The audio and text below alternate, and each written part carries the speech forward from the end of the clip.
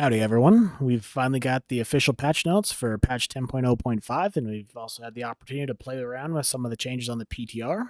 There are some fairly significant changes that are going to arrive on January 24th, and we want to talk about them in a little bit more detail now.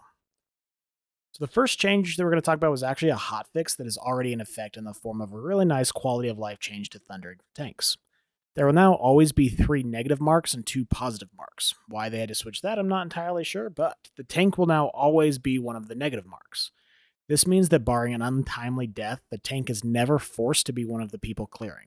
This will be particularly helpful in some of the heavy frontal dungeons like Halls of Valor and Court of Stars. I haven't been able to verify it's intended yet, but it also seems as though Thundering Marks no longer persist through death. That means no more getting stunned because you couldn't find your dead teammate who somehow still had a mark. Those two issues were probably the most frustrating thing about the affix, and getting them reworked is a welcome change. Guardian Druid is seeing by far the most impactful changes among the tanks with a significant rework. In the Druid class tree, 2 of the 3-point nodes have been reduced to only 2-point nodes, and there are a lot more connections to move laterally throughout the tree. Unfortunately, there are still quite a few dead talent trees for Guardians, such as Star Surge, Sunfire, and Moonconform. Uh, Innervate is no longer among these, though, however, since it can now be used in bear form finally. The end result is that you basically unlock one additional point for the bottom of the tree, likely into Well Honed Instincts or Typhoon, and you can choose whether to reduce the cooldown of Typhoon by 5 seconds or increase its radius by 20% and its range by 5 yards. Moving on to the spec tree, there are some much more impactful changes. Rotationally, the biggest change to the spec tree comes from a change to Berserk Ravage. Instead of reducing the cooldown of Thrash, Mangle, and Taunt by 100%, these cooldowns are now only reduced by 50% during Berserk or Incarn. This means you can only use these spells every other GCD as opposed to every single GCD. It hasn't been strictly speaking correct to always just spam Thrash during Incarn unless you had like 7 or more targets, but functionally that was pretty much all you were doing during Incarn besides not capping on Rage. Now you'll be forced to rotate in Mangle, Maul, Moonfire, or the new AoE Rage Spender Raise. Adding some nuance to the rotation here isn't inherently good or bad, but players will definitely notice that the spec feels different. For some, that will be fun. For others, it will likely lead to frustration. So, talking a little bit more about Raise, we'll switch into a build for that. Switch in here. In theory, Raise sounds fantastic for Mythic Plus. Raise now changes your Maul to an AoE Rage Spinner that deals damage to targets in front of you, reduced beyond 5 targets. In its current state, I can't really see it getting played at all. Maul's current role in the spec is doing very high priority target damage, as well as applying Tooth and Claw as a damage reduction to the specific target you care about. Raise replaces that with an AoE damage that only breaks even when you're able to hit 3 targets or more, and it's soft capped at 5 targets. Additionally, Raise applies the damage reduction to a random target that you hit, so that the damage reduction aspect becomes RNG. Raise also currently has several bugs that haven't been addressed. My biggest issue with it personally, however, is the hitbox. So I'm getting into showing it here. The spell has about a 90-degree hitbox.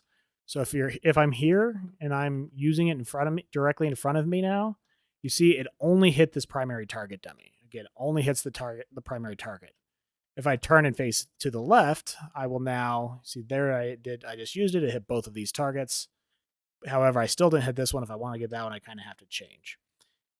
There's about a 90-degree cone here, so if I back up just right, it's possible to hit all 3 of these, but the likelihood of hitting all 3 of them and having all the mobs grouped up perfectly in front of you, your stuff is going to get missed, and I just don't think that that's going to end up being a playstyle that really works unless they kind of change the size of that frontal a little bit. The spec tree also got several new connections. You have one additional point in the top due to Ursine's Adept now being baseline.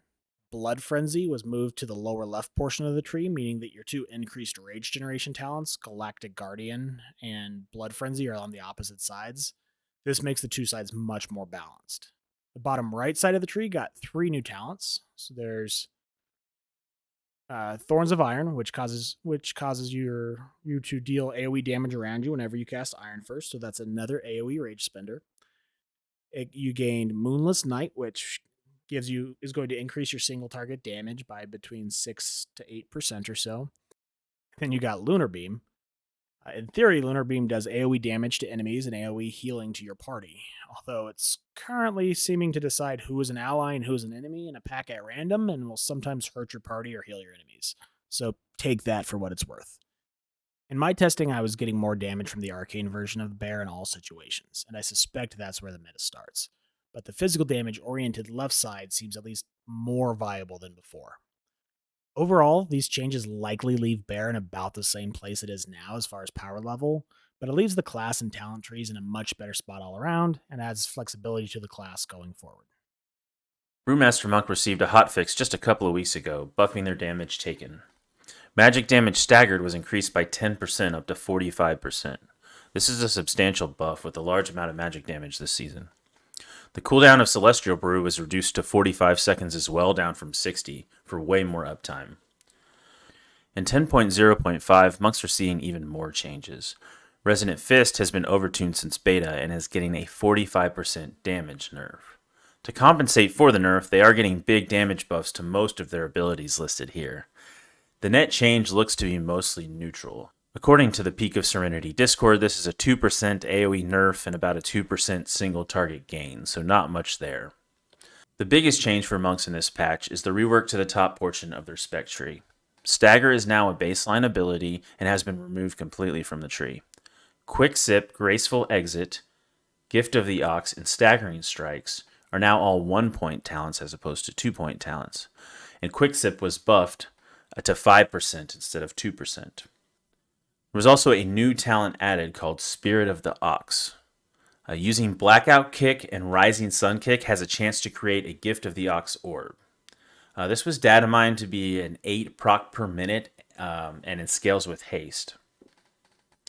So the addition of this now gives you some options at the top of the tree where you're going to be able to choose between Quick Sip and Spirit of the Ox in order to get down into Rushing Jade Wind section here. Or you can choose Gift of the Ox, Staggering Strikes, or Healing Elixir. So kind of between these 5 points, you're going to get 3 of them. And you want one of those 2 to be either Spirit of the Ox or Quick Sip in order to move down the right side of the tree. Also, just with the addition of Spirit of the Ox, you're going to have more healing spheres. So you've got Gift of the Ox, which every time you take 100% of your health and damage is going to summon an orb.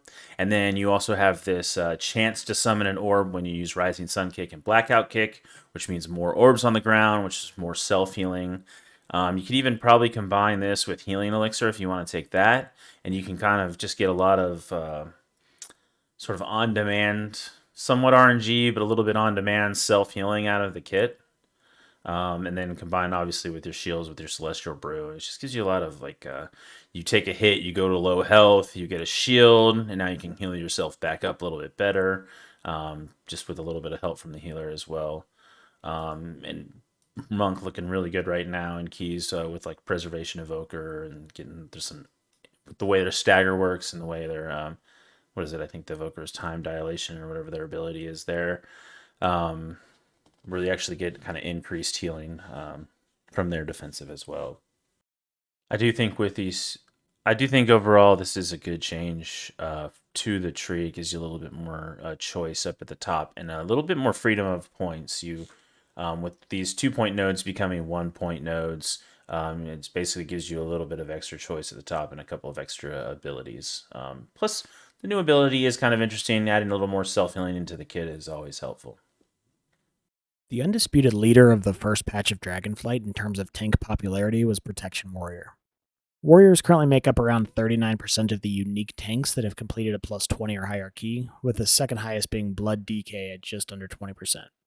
It's no coincidence that these are the 2 tanks that are the most tanky, and they are the ones being played most. Survivability nerfs that came out for all tanks in the lead up to Dragonflight Season 1 left many players opting for sturdy tanks, and Warrior is definitely that.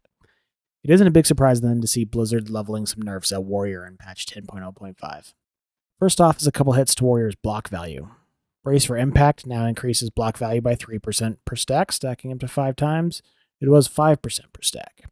And Shield Specialization now increases block value by 12% per rank for a total of 24%, down from 15% per rank for a total of 30%. This works out to about a 7% overall nerf to a Prot Warrior's physical damage reduction outside of their critical blocks. That's not insignificant. Warriors and their healers are definitely going to notice that. Additionally, Brutal Vitality will now only cause you to add 10% of your damage to your Ignore Pain, which is down from 15%. With how this talent interacts with our tier set, it is still going to be the play over Fueled by Violence most likely, despite the repeated nerfs and a pretty serious bug to its performance. None of these changes are deal breakers for Prot. It's still going to be a very strong tank.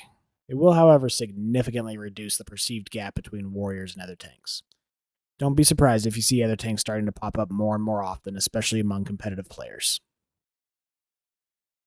Paladins have been a fairly strong, if somewhat underrepresented tank thus far in Dragonflight, as they frankly were for much of Shadowlands. They have struggled some in single target damage, but make up for it in unparalleled group utility. They remain in our option one of, if not the best tank for pug groups. Their ability to handle pretty much every kick in a dungeon solo, deal solid damage, keep themselves healthy, and even off-heal in a pinch allows a solid Paladin player to carry even the most cringe-worthy pug groups. For example, this Temple of the Jade Serpent key I pugged earlier, where I ended up with 29 kicks and the rest of the group had 6 total. Prot Pally isn't seeing any significant changes going into 10.0.5, but they'll remain in a solid spot, capable of performing at a high level in Mythic Plus and Raid. The only buff to Demon Hunter in patch 10.0.5 is a slight damage increase to the Hunt, which of course also affects Havoc. The light touch is probably due to some mid-January hotfixes to their damage reduction. Vengeance was looking to be a top tank alongside Prot Warrior in their early Dragonflight builds. Unfortunately, leading up to the launch of Dragonflight and the release of Season 1, DH has seen multiple nerfs. While they are still a very popular tank, and my main currently, Blizzard seems to agree that they are underperforming. The thick skin buff means you are a few percentage points more tanky outside of meta. The calcified spike strength and duration increase is another 1% DR or so, and the extra second duration on Painbringer is again just more passive damage reduction outside of your cooldowns. These changes should help you feel a little bit more tanky outside of meta, and hopefully reduces your desire to want to kite, because it can get kind of scary when you're outside of meta, you don't have any cooldowns, and your health bar is always under attack. Blood Death Knight just hasn't seen any changes this entire season. It's a strong and still powerful tank, and Blizzard appears to like how it's performing. It's even possible that they're using this tank as a benchmark to tune the other tanks around it, which is why it's not seeing any changes at all. It's not the most popular tank, but certainly not the least popular tank, and there might even be a lot of carryover from Shadowlands Season 3 and Season 4 when it was so strong, and some of the players just picking up the tank and keeping it. Unfortunately, we don't really have much to report on them. They're just a really good, solid tank, do really good AoE damage, kind of lacking single target damage, but really good Mythic Plus tank. Even though Prot Warrior has been the #1 tank by a mile early on in this season, I hope to see other tanks overtank it at the top of the Mythic Plus leaderboard. I'm excited about the Brewmaster Monk buffs and already started gearing mine. Let us know your thoughts on the tank meta and how many of you actually rerolled to Warrior. Thanks for watching, and we'll see you in patch 10.0.5.